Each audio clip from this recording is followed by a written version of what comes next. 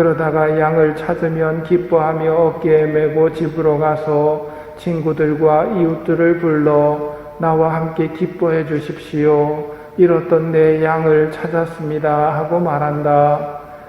미사 때 또 기도 때 연옥의 영혼들을 위하여라는 지향은 꼭 넣어주시기 바랍니다. 오늘은 성 가롤로 보로메오 주교님 축일입니다. 오늘 성물도에 가롤로 보로메오 주교님이 마지막 교구 회의에서 한 강론이 나옵니다. 이렇게 말씀하십니다. 내 말을 들어주십시오. 당신 안에 사랑의 불이 점화되면 그것을 즉시 바깥으로 보여주거나 바람을 세게 불거나 하지 마십시오. 오히려 그것을 닫아두십시오. 말하자면 할 수 있는 잡념을 피하고 쓸데없는 잡담을 멀리 하십시오. 영성지도에서 굉장히 중요한 말씀입니다.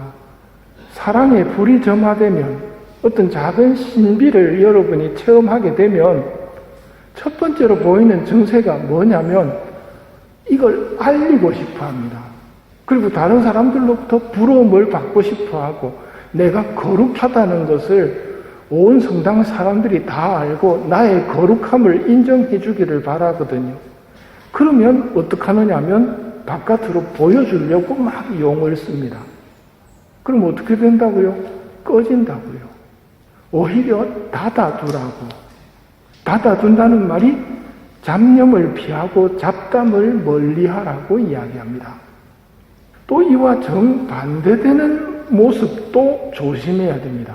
정반대되는 모습이 뭐냐면 어떤 신비 체험을 딱 했을 때 신부님이나 수녀님 수준이 낮아가지고 나의 이 신비를 이야기해봐야 못 알아들을 거야 하고 비밀로 하게 되면 문제가 생깁니다. 마귀가 잘하는 게 예수님 흉내내는 겁니다. 이놈들이 영적 지도를 못 받도록 신부님을 탁 하고 딱 끊은 다음부터는 이상한 걸 시킵니다.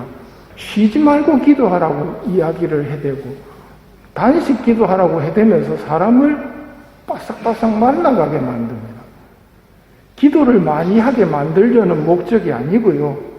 기도에 정 떨어지게 만들려고 합니다.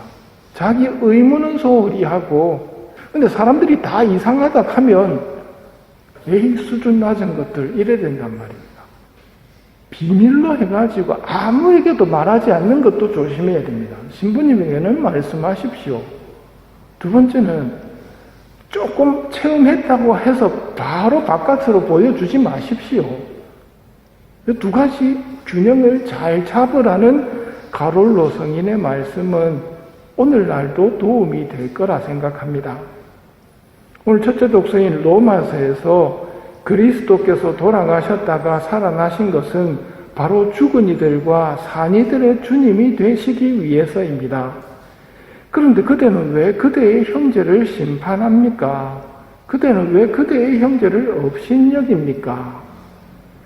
하느님과의 관계, 이걸 가장 쉽게 볼 수 있는 게 부모와 자식과의 관계로 생각해보면 쉽게 답이 나옵니다. 말을 잘 안 들어도 자녀나 손자들 보면 사랑스러운 게 부모 마음입니다. 그냥 사랑스럽습니다. 그게 하느님의 마음입니다. 하느님이 나를 어떻게 볼까 여러분 궁금하십니까? 자녀나 손자를 보십시오. 그냥 귀엽단 말입니다. 그게 나를 보는 하느님의 마음입니다. 자녀나 손자가 내 말을 100% 다 들어서 예쁜 게 아니거든요. 말을 잘 안 들어서 속을 새겨도 슬픈 거는 사실이지만 사랑하지 않는다는 것까지는 가지 않습니다. 사랑합니다. 우리가 잘못을 해도 하느님이 슬퍼하실지언정 나를 사랑하는 사랑에는 변함이 없다는 말입니다. 이걸 믿는 게 신앙입니다. 신앙은 하느님이 있다가 아니고요. 하느님이 나를 사랑하신다는 겁니다. 내가 개떡같이 살아도 아버지는 내를 좋아하신다. 이걸 믿어야 됩니다. 예수님이 강조하고 계신 것도 바로 그겁니다. 하늘에 계신 아버지께서 어떤 분이신지 우리한테 설명을 하시거든요. 오늘 그 설명 중에 첫 번째가 잃어버린 양의 비유입니다. 100마리가 있는데 한 마리가 말을 안 듣습니다. 가라는 대로 안 가고 뒷조대로 해버립니다. 어떻게 하십니까? 뒤쫓아서 찾을 때까지 따라오십니다.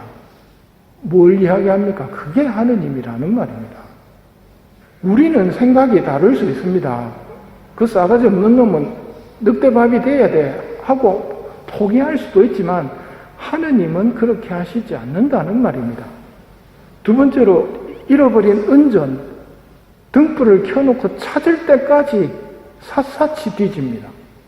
찾고 나서는 어떻게 하십니까? 나와 함께 기뻐해 주십시오 하면서 정말 기뻐하십니다. 잃어버린 양을 찾아도 기뻐하시고 잃어버린 은전을 찾아도 기뻐하시고 여기에 이어지는 세 번째 이야기가 돌아온 탕자 이야기입니다. 형은 집 나간 동생을 받아들이는 아버지 모습에 화가 나가지고 집에 들어오려고 하지도 않습니다. 왜 쟤를 다시 받아들이는가? 재산의 반이나 떼가지고 각각 다 날려먹었는데 그거는 우리 생각이란 말입니다. 아버지 눈에는 돌아온 탕자도 사랑스럽습니다. 말은 안 듣고 속은 썩였지만 사랑한다는 것만큼은 흔들림이 없었다는 것이지요. 그래서 아버지는 큰아들에게 와서 말합니다. 얘야, 너는 늘 나와 함께 있었고 내게 다 네 거다. 네 동생은 죽었다가 다시 살아왔고 내가 잃었다가 되찾았다. 그러니 즐기고 기뻐해야 한다. 이게 예수님이 알려주시는 아버지의 마음입니다. 예수님께서는 분명히 말씀하셨습니다. 이와 같이 이 작은 이들 가운데 하나라도 잃어버리는 것은 하늘에 계신 너희 아버지의 뜻이 아니다.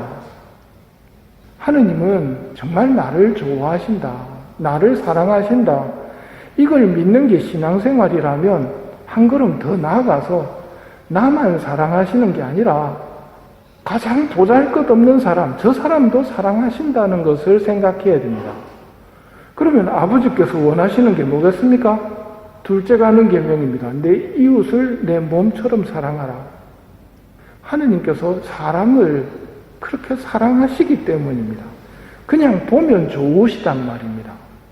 그런데 마귀는 와가지고 그러죠. 네 사는 걸 봐라, 짜스가. 네가 사랑받게 생겼냐. 그럴듯하니까 사람들이 하느님의 마음을 못 읽고 마귀의 말을 들어버립니다. 그렇게 되면 신앙생활이 무겁습니다. 하느님 사랑을 못 느끼거든요. 안 믿으니까. 하느님이 여러분 사랑하십니까?